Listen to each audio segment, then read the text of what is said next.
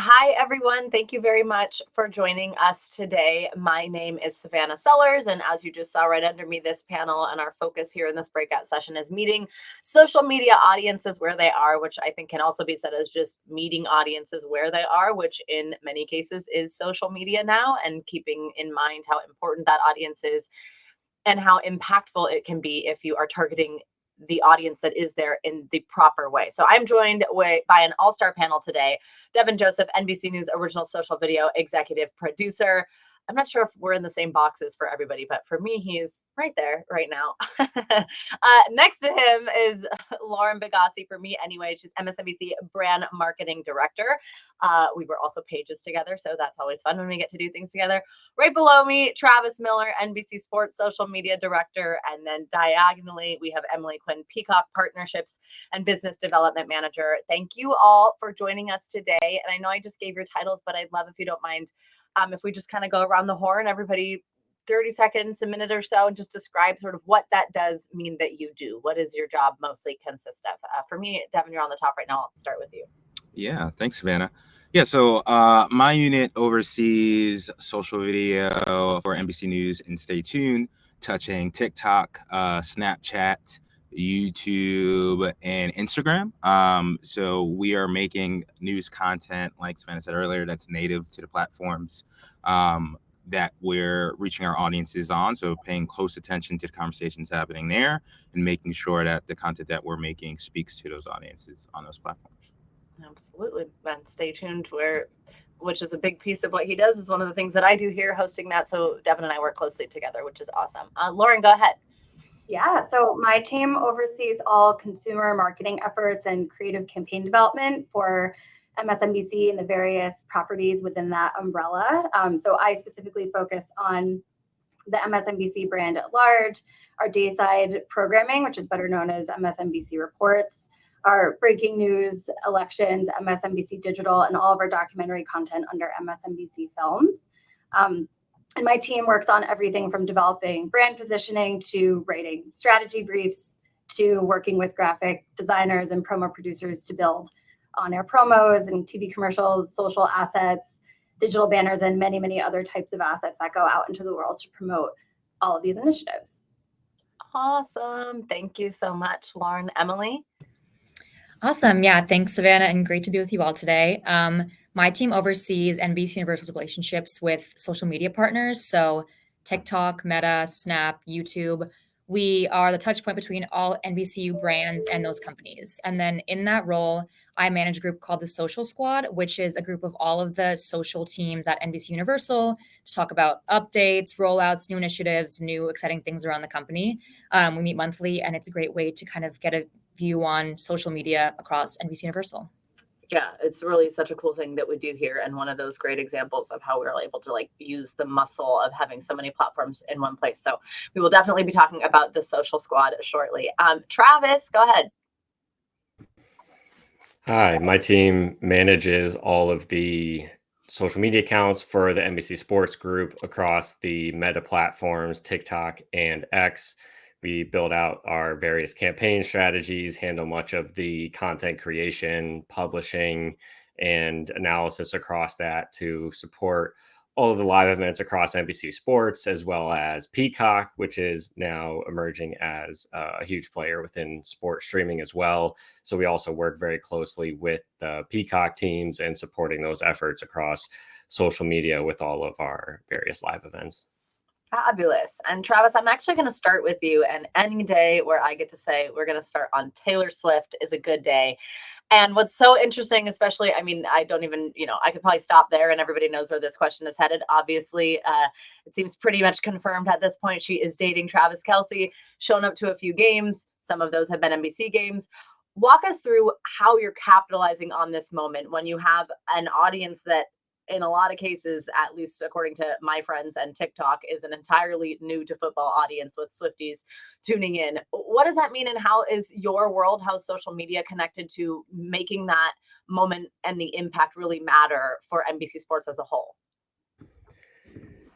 Yeah, it's really fun because, within the bubble of the sports world, especially for us, diehard NFL fans, often the NFL feels like the biggest league on the planet. And it's hard to imagine that there could be people who don't watch football every single Sunday. And it's just a weird concept, but this is a really great storyline because it helps us expand beyond that. And it's something our team thinks about all the time, in particular with one of our brands, On Her Turf, which is focused exclusively on women's sports. And even to go back to last NFL season briefly, when the New Heights podcast, which is Travis and Jason Kelce's podcast, kind of got a lot of momentum and culminated in many people calling last year's Super Bowl the Kelce Bowl.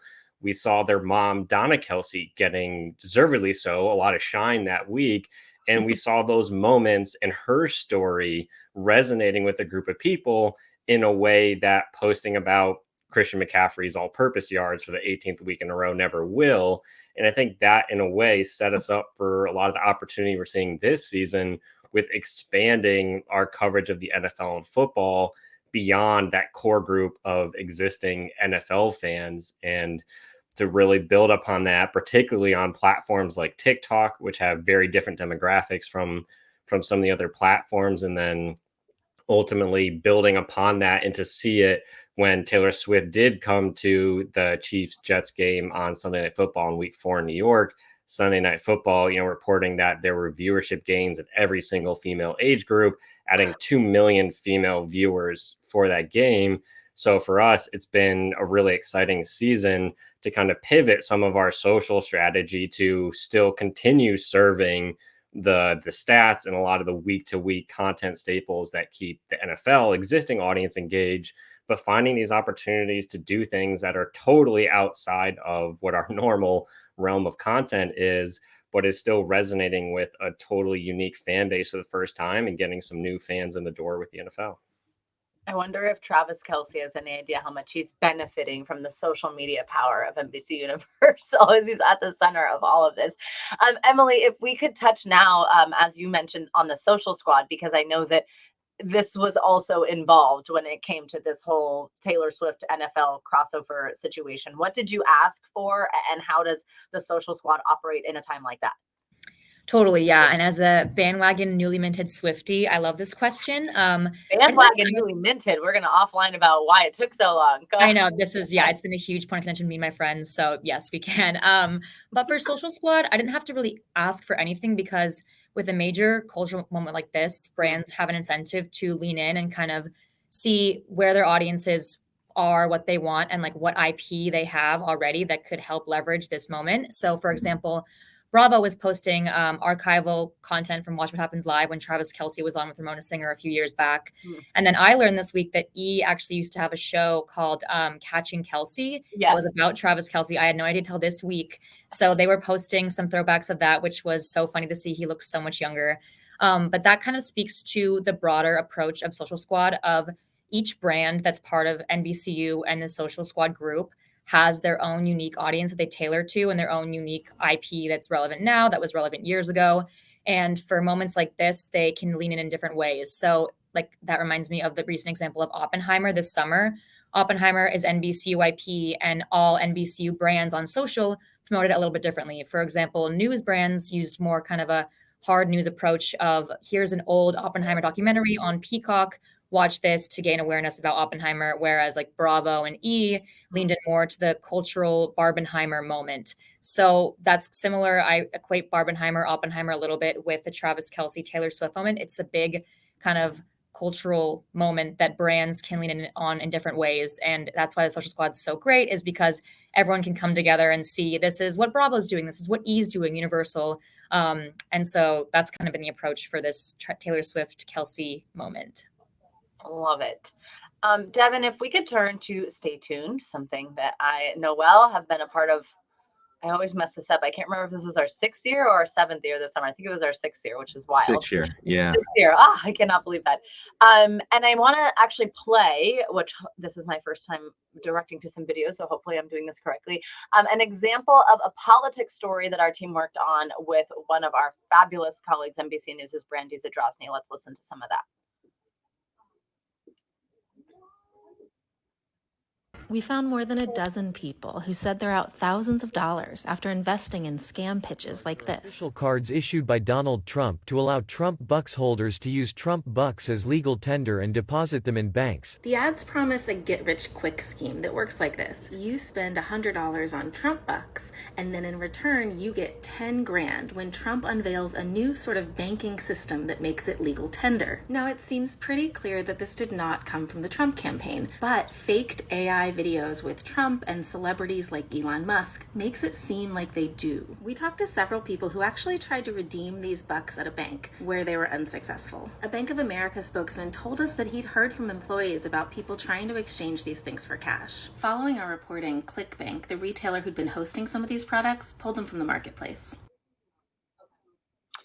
So, Devan, I think this is a great example. And as somebody who's been with Stay Tuned since the day that we began, I know that the answer to this is nuanced, it is rich, and so much goes into this. But just if you could walk this audience through, Stay Tuned as a brand is essentially known as a Gen Z news outlet. And it's a little bit different on each platform, but how we originated was the Snapchat show, and it's real news. And so walk through how you determine what stories you're going to cover. Number one, for the audience, but then also number two, keeping in mind the platforms, because we're not just doing the same thing on all of them, which I know is so important to you.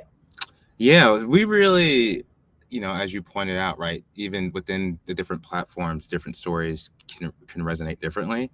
So we look at it as sort of like a two-pronged approach, right? And one is like we cover the big news stories of the day, right? Israel, Hamas. We are covering that day to day.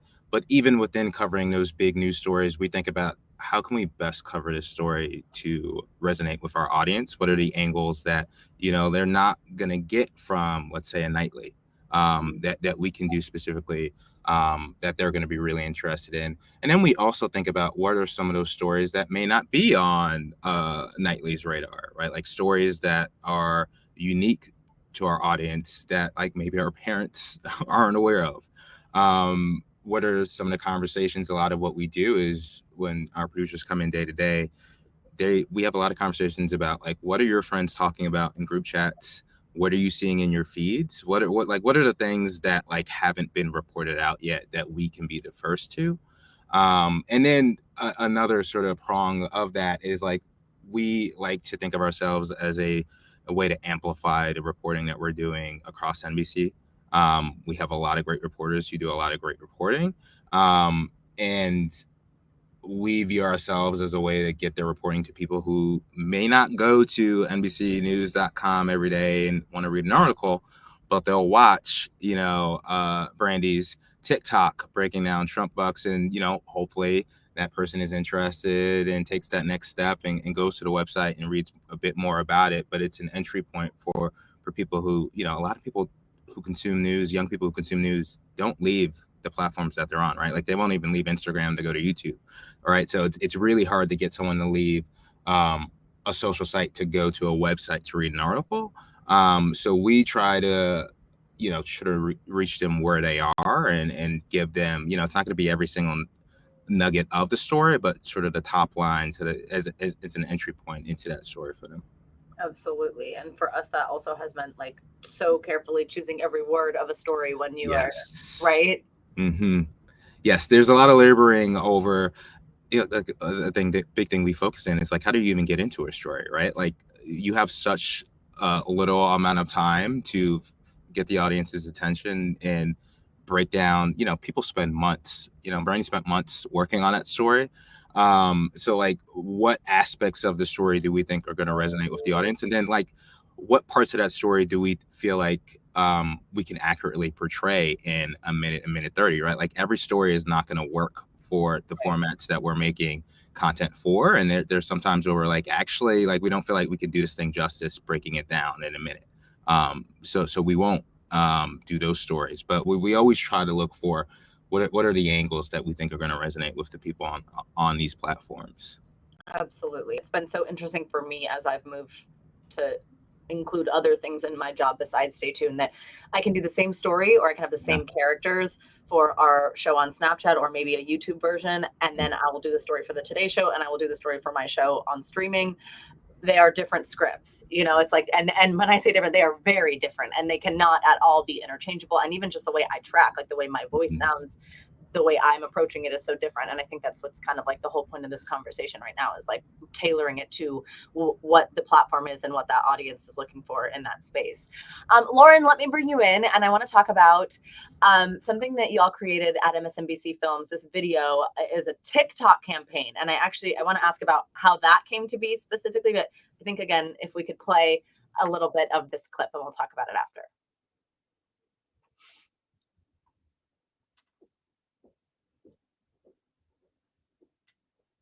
Rapid fire questions. Favorite New York City borough? I'm partial to Queens, but I love the BX, and Brooklyn ain't too bad.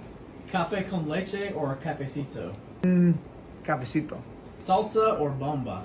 Oh, yo, bomba is the original, the OG, but salsa was done here in New York by New Yorkers, and it mixes jazz with Afro-Cuban beats. Salsa. Okay, so this was basically a TikTok component of promotion for this MSNBC show that John Leguizamo was doing. Tell us about choosing that platform, your approach to social media, and especially knowing it was something on MSNBC. That's a very traditional broadcast network. Obviously, they're pushing the boundaries and doing experimental things in many ways, but using social media to supplement the promotion for a show on a platform like that. Yeah, definitely. So this TikTok, and really our approach to all social that we produced for this show, Leguizamo Does America, was born out of a need to come up with really compelling content that was used as part of a paid media campaign in support of the show. So we were buying ad inventory across TikTok and all social platforms like Facebook and Twitter that was highly targeted to a very specific type of audience who we call media hounds. They're very drawn to human stories and storytelling. And ultimately, our goal, of course, is to encourage those users to tune in to our show. And just like a quick overview of the series for those who might not be familiar, Leguizamo Does America was a 6-part series hosted by John Leguizamo, who traveled across the U.S. and visited 6 different destinations and put a spotlight on the Latino communities specifically, and the many, many contributions that they have made to our culture. And just as it relates to the social content, I think in my experience working on these types of assets, I've learned a lot of best practices to kind of get people to stop and watch in the middle of their scroll. Like making sure your key message is in the first 2 seconds, right when it pops up for a viewer, or making sure that the content isn't too long. But I think the feedback in my work that has resonated with me the most is the less that your content looks like an ad, the better it will tend to perform. And I've received this feedback both as a marketer from very smart colleagues like Devan, but also as a consumer of TikTok content myself. I see a ton of ads on TikTok that totally trick me into thinking that they're, actually content that's just organically popping up in my feed. So I think when I was building this TikTok, that feedback and this observation of my own was top of mind when we were brainstorming, how to best support the series on this platform in particular. I think the idea for rapid fire Q&A specifically came from, honestly, my own For You feed, where I was getting a lot of videos of New Yorkers. I live in New York, being asked rapid fire questions about their favorite neighborhoods and their favorite restaurants and the best place to people watch and get coffee. And, I think as a New Yorker, I appreciated these videos and getting to hear how people that I have something in common with are spending their time. And I had the idea to try to replicate this trend, essentially. In the series, John travels across the country, and that yielded a ton of really compelling stories and experiences to share. So like the content of the show really lended itself well to this type of rapid fire style idea. So, but while also promoting the show in a way that didn't necessarily feel like a traditional ad, something that would feel organic to and native to the platform. So from there, we concepted the idea, wrote out the questions, floated the idea by leadership on my team, who kind of trusted me to bring this to life, which I was able to do with the help of Manny Fidel, who's the voice that you hear behind the screen in the video, from our social team, and many, many others behind the scenes. So I think we all consider it a success, and we're really happy to see how many people love it. Absolutely. I do also want to take this time as an opportunity to remind, I think you all probably know throughout the day, but please send in viewer questions. We would love to be answering questions from the audience that is here. And as you've now just heard from each of our, I keep doing the wrong side, from each of our panelists a little bit here, hopefully that can give you an idea of the type of question that they could probably answer or might be an expert on. So please send those in. We definitely are saving plenty of time to get to those. There we go. Submit questions in the Q&A tab. Thank you very much, Director, for that graphic. One of the things that we are very excited about at NBC Universal, as you can imagine, are the Olympics that are coming up next year. Next year, especially in the news group, we have the Olympics, we have the election. It's a big year. So Paris 2024 Summer Olympics. Travis, I know that obviously social is going to play a huge part in that, but even as you're ramping up, as we're looking towards Paris, I know that you are up to some stuff with athletes on social. Tell me what your plan is there. Yeah, it's a big part of our focus this year and continuing into 2024 as we both build, our own brands and focus on NBC Sports, NBC Olympics and Paralympics accounts across different platforms, but also really trying to help support athletes. One of their major challenges for many of these athletes in most of the Olympic sports is that their relevance comes and goes very quickly every 4 years. And then even a non-Olympic years inside and outside of competition. And so this year we started a new program called Fortius, where we're working directly with athletes across a number of different Olympic sports to provide them with the tools, education, training, and support to better understand how to leverage and build their own brands across social media, aiming to help raise their profiles through their own social channels in a way that is authentic to each of them individually, inside and outside of competition. Because we know if we, wait for the opening ceremonies every 4 years to hope that the broader American public will be intimately familiar with all these athletes, it's just not going to happen. And so it's an effort across our social media team and a lot of other great collaboration within the sports group to support these athletes and create more opportunities outside of their specific sports audiences. Things like Milan Fashion Week, athletes like Noah Lyles coming to a Sunday Night Football game, being featured on, broadcast with the NFL audience.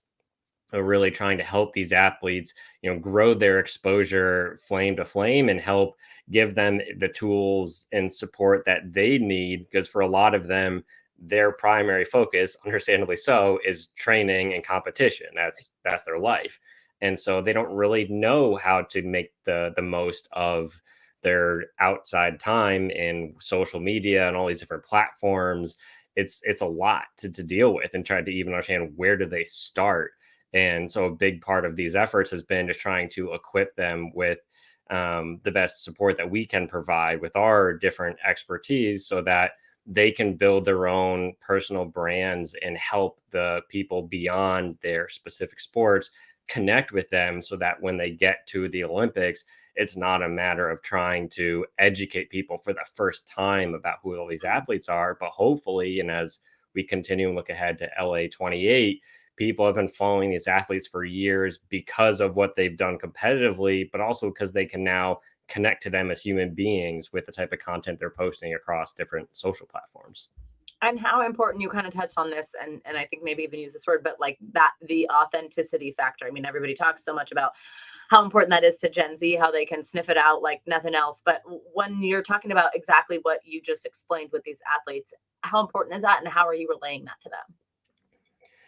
Yeah, it's a very interesting thing, and that's, with athletes too, and kind of giving them the confidence to be themselves. Hmm. We could certainly post about them as much as we'd like from the NBC Olympics account, but that's our tone, that's our voice. That's, like I said, it's a major brand. People see that, and there's an association there versus Noah Lyles posting in his own voice about things he's passionate about, and seeing that and people relating to him because they see how creative he is. They see how passionate he is about anime, about fashion, about art, and all these different things. And now you can connect to him not because he can run faster than any of us can ever dream of running in a straight line, but he's also a human that has all these other interests. And all of these athletes are the same way and have all these passions outside of sport. And those things are far more, none of us can relate to an Olympic athlete. They're far better than we will ever be in terms of being able to compete at that level, as any professional athlete is. They're the 1% of the 1%. And so it's very hard for any of us to relate to what an elite athlete can do within their relative competition, but we can relate to them as humans and the things and the passions they have outside of sport. And that's been a big part of this, is kind of giving these athletes the confidence to express themselves outside of competition, because a lot of them are very comfortable doing that. They've been competing in sports likely since childhood. And so now it's going into a new area, particularly on different platforms like TikTok, and providing some new types of content opportunities there that maybe didn't exist previously, and allowing them to just be themselves. And it's less about telling people about how fast someone is or any kind of specific thing related to sport, but more about just being themselves and giving the broader public an opportunity to connect with them in a way that they can't necessarily, just based off of what they do within competitions. Absolutely. Emily, how important, and I want to kind of give some advice for people who are listening that can really be something that they go back and think about as they're creating their own content on social media platforms. Talk about the importance of video, because we know that that is a big piece of it, but it's obviously not a one size fits all rule, or that every piece of content you create should have that. So how does that stack up for you? Totally. Yeah. I mean, you hit the nail on the head. Video is massively important. I think over the last few years, we've seen the rise of apps like TikTok becoming the most popular social media app for Gen Z and for, honestly, probably everyone else. So video is a major factor in social media across the company. TikTok is the fastest growing social media platform for all NBCU social accounts, and has been for about the last year, outpacing other more like legacy popular apps like Instagram or Twitter/X. So definitely video is like incredibly impactful, and the teams have to work with that. So whether that's posting best of or clips or highlights to fit in this short form, very popular format of video, I think you still want to have a mix of different content types, stills, longer form video for a platform like YouTube, for example. But I do think with the rise of not only TikTok, but Instagram Reels and YouTube Shorts and all of the different features that those offer, it's been a bit of a lift in the beginning, and now is normal for social teams to approach social in that way, emphasizing short form video, I think, more than a lot of other content formats. Absolutely. I'm going to start working in some viewer questions as I ask other ones, but they're kind of starting to merge because, of course, our audience is super smart and they thought of all the questions themselves as well, which is on engagement trends. So I think one of the benefits maybe that we all know about working in this space, especially on the back end of it, is how much data you can get about who's watching, how long they're watching, where it's reaching, what's not working, when somebody stops watching. What kinds of engagement trends has this group noticed, especially as getting users to engage with posts seems to be vital to success when it is really about the engagement, not just eyeballs, maybe not just likes, but what does that look like? Just because interact with all of our social groups. Emily, I'll start with you, but please, anybody feel free to hop in. I know all of you probably have something to say on this. Yeah, I think this question kind of can tag along to the last question that I answered, but for engagement, definitely higher engagement on short form video generally across NBCU brands and across platforms. And I think the posts that tend to be more successful or vital to a brand's success really tap into the brand specific audience. And so, like what I mentioned earlier, with brands tapping into their own Travis Kelce focused IP or their own IP that they have that relates to the Oppenheimer launch earlier this year. And not only that, but also for a big brand like an SNL or a Tonight Show, knowing the kinds of clips or celebrity features that are going to resonate with your audience are important. So, for example, when SNL is on hiatus over the summer, posting best of Pete Davidson or Kenan Thompson or whoever they know is going to really drive engagement, and it is very popular among their user and viewer base.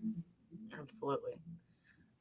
If anybody else wants to jump in, Travis, I feel like I see you starting. Yeah, I love this. I love anytime we can talk about data too. But yeah, I think for us too, a big part of it is understanding what the objective is and what we're trying to apply it to.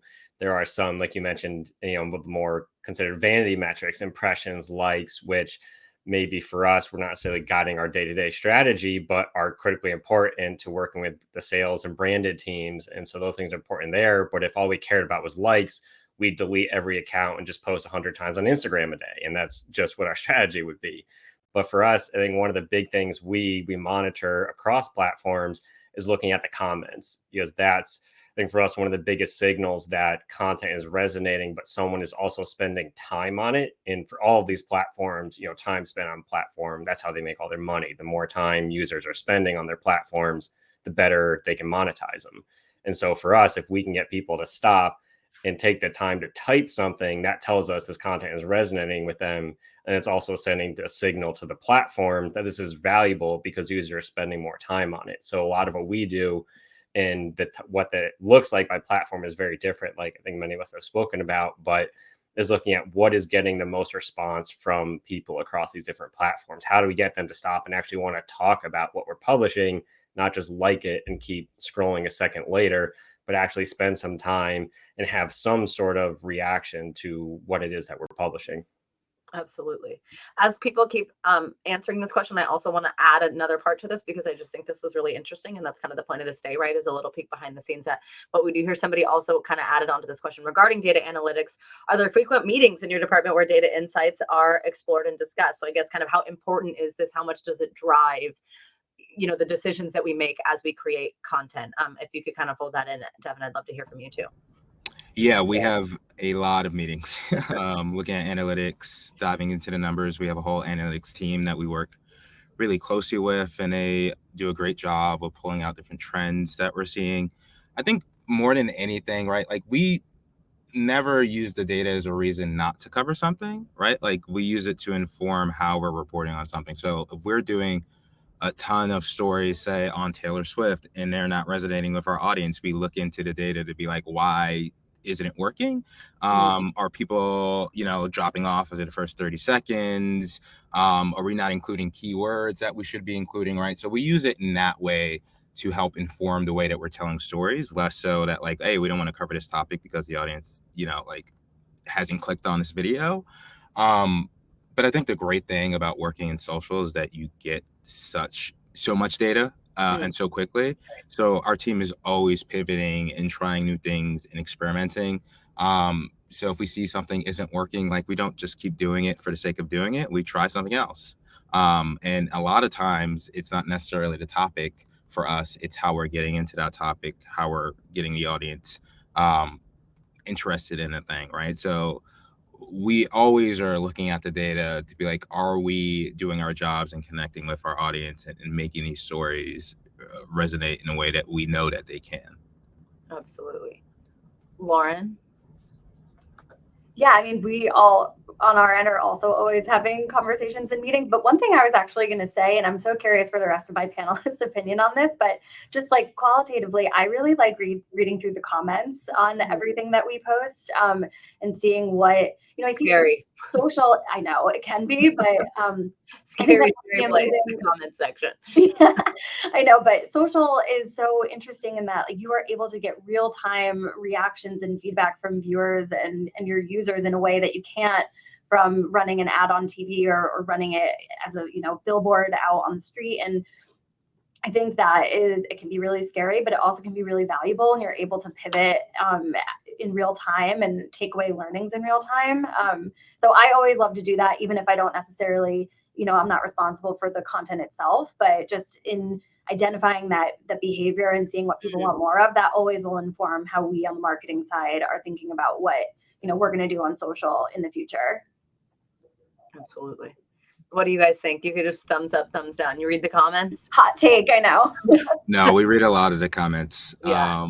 Because to Lauren's point, I think it helps inform a lot of our reporting, right? Sometimes we'll put something out and if a lot of people have the same question, you know, like I said, on a lot of these platforms, it's short form video. You don't have a ton of time to go deep into everything. So we use the first video sort of like, all right, here's our intro to the topic. We'll see what sort of the comments are, and then we'll do a follow-up. So, you know, like one of our most popular videos of all time for Stay Tuned is our explainer on why Meghan Markle could not be queen, unless things change. But like that wasn't a video that we initially had planned on making, right? Like, you know, we internally were like, okay, we all know that this is not the case, but you forget, like, you know, our audience is not consuming things in the way that we are day to day, right? Like we take certain things for granted that we assume that they know that they may not know. And we definitely use the comments a lot to inform, like I said, our reporting. And something we're trying to do a lot more of too is engaging with other people's content and responding to that as well. You know, more of a fun thing that we did recently, we had Tube Girl, who is blowing up all over TikTok. I don't know if y'all have seen her.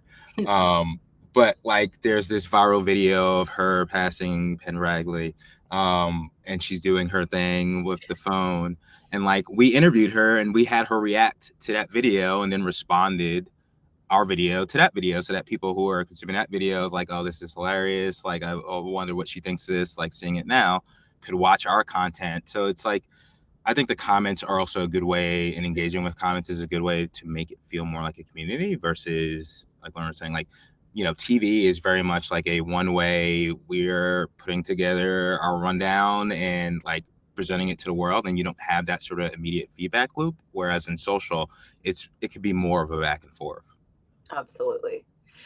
Devan, I think I'm going to also direct this question to you and preface it with, this is one of my favorite questions to be asked. It's something we have been kind of addressing since we started Stay Tuned. The question is, how can we inspire Gen Z and future generations to consume news with social media? I think my favorite finding to be completely honest, when I was asked, I was honored to be asked, but when I was asked to host a news show on Snapchat, I was like, nobody's going to watch this, but sure, sounds fun, so I'm going to do it.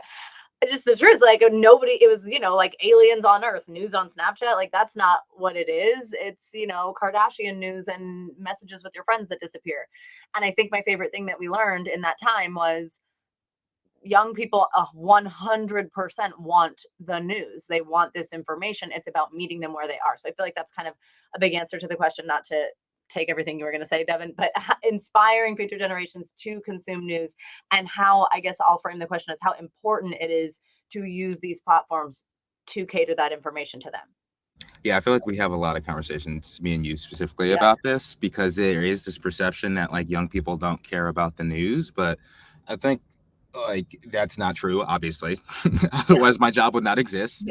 I think where the confusion comes in is I think people view news, when they say news, they think of it as traditional, like people turning on the TV, watching, you know, the 5 o'clock news, right? Like that's not how young people consume the news. They consume their news on platforms, right? On these social media platforms. You know, my friends all day will send me DMs on like, hey, did you see this news story? And it's like, it's a tile on Instagram, right? So it's like young people do consume news and want to consume news. It's just that I think a lot of news brands have been allergic to changing the way that they present news. And I think that's why, speaking of Stay Tuned and the Snapchat show, when y'all launched it, that's why it was so successful, right? Like, y'all weren't presenting the news in a traditional way, and it sort of blew people's minds because young people were watching, and it's like, yeah, they've just been waiting here for like someone to take advantage of, like, young people are curious, they want to know about the world, they just don't want to be presented it in a way where it feels like they're not part of the conversation or they're being talked down to, right? So that's why, a big thing with a lot of what we do, like was mentioned earlier, with like, hey, this is a question we thought everyone already knew the answer to. It's like not taking anything for granted, not talking down to the audience, talking more sort of peer to peer. And I think if you do that, like, young people are willing and want to engage with the news. And I think another thing too is that, like, I think sometimes people have a really rigid view of like what news is, right? And I think that's the great thing about the brands that I work on as well, is that like we bring our expertise and sort of like journalism to like everything. Like, we're not like precious about like, oh, we're not going to touch this because it's like culture related, right? And like we only talk about like very serious stuff here, like, we'll do the debunk on like, is this the real Britney Spears? And then we're also covering the war in Israel. So it's like we're able to do all of those things. And I think that's the difference now with young people. It's that like they'll be on a platform and they can consume, something very serious than something really lighthearted, and treat them to them the same level of importance. Absolutely. Great answer. We sadly only have a few minutes left. This went so fast, but there are a couple of questions, so I'm going to kind of distill them together, dealing with the length of time of videos. And I like that because, again, I want to give people some practical things that they can walk away with. Emily, I'll go to you first, at least, just on best to keep videos short. Does it matter platform to platform? People are asking things like 10 to 30 seconds. How do you avoid irritating audiences with certain posting, that kind of thing? So any kind of like best of practices in that way. Yeah, a great question, and one that I think is definitely different brand to brand at any media company, NBCU especially. I think if you're more of a traditional news brand, you're going to have probably longer form content, whereas if you're an entertainment, more focused brand, or you're posting clips, you're going to do shorter form. In terms of time, it really varies on what you're posting. I think 30 seconds is great. A minute is great. I know TikTok, you can do up to like 10 minutes now. I think, the retention on a video like that is probably less than a 1 to 3 minute video. And in terms of annoying audiences, I think, again, that is something that, brands have to understand about what their audiences want. I think if you're in e-news, there's so much celebrity news coming out every hour, every 15 minutes. And so people who care about that kind of information will want to see this frequently, and it won't bother them. And again, if you have followers, like these followers are following you because like they want the cadence and information you're posting. They want to be updated at X number of times a day. So I think in terms of annoyance, it's better to have more content than less to make sure your audience is engaged and gets more of a deluge rather than a dearth of information, because there's so many competitors for our news, sports, and entertainment brands. So you want to make sure that you are kind of encompassing everything you think is relevant. Wow, I feel somewhat surprised by that answer, and I loved it. And I liked what you said at the end. It's a good little tip for people to keep in mind. The deluge is better than a dearth. That's great. Well, y'all are awesome. Thank you so much for talking with us on this topic. I feel like you have totally shed light, even for me as somebody who exists in this space, on so many different things. So I appreciate you all. Devan, Travis, Lauren, Emily, thank you all so much for joining. And thank you everybody who's watching at home. I hope this was helpful for you all. I hope you learned a little something, and that if you came to our breakout session, you enjoyed yourself. So thank you, everybody. Thank you. Thanks.